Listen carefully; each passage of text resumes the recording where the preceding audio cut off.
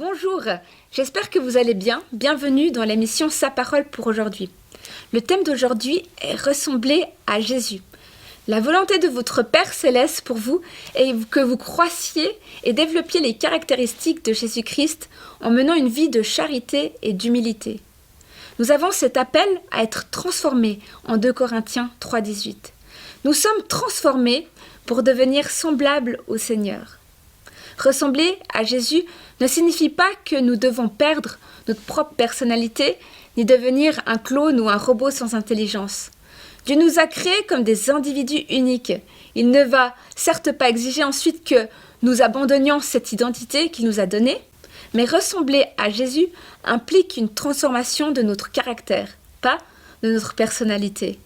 Paul a écrit en Ephésiens 4, 23-24 « Vous devez acquérir une nouvelle manière de vivre, façonnée par Dieu, une vie renouvelée de l'intérieur et manifestée par votre conduite de tous les jours, à mesure que Dieu reproduit en vous avec exactitude son caractère à lui. » Si vous oubliez que la priorité aux yeux de Dieu n'est pas votre confort matériel, mais plutôt la transformation de votre caractère, alors vous risquez de vous sentir vite aigri et de vous demander avec amertume, pourquoi ce malheur est-il en train de m'arriver?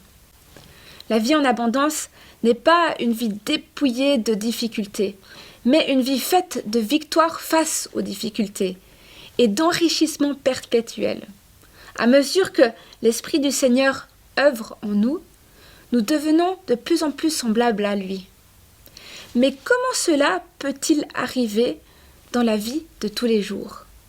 À travers les choix que nous devons faire chaque jour. Nous devons faire le bon choix, quel qu'en soit le coût, et faire confiance à l'Esprit de Dieu pour qu'il nous accorde la force, la sagesse, la foi et l'amour nécessaires pour assumer ce choix.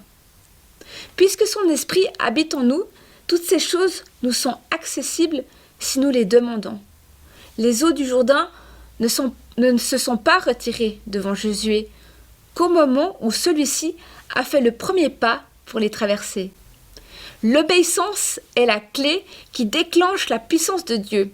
Il veut que vous fassiez le premier pas. N'attendez pas de vous sentir courageux ou capable de le faire. Malgré toute votre faiblesse, allez de l'avant. Faites le choix malgré vos craintes. C'est ainsi que vous coopérez avec le Saint-Esprit. C'est ainsi qu'en vous se formera peu à peu le caractère de Christ. C'était Sa parole pour aujourd'hui. À bientôt!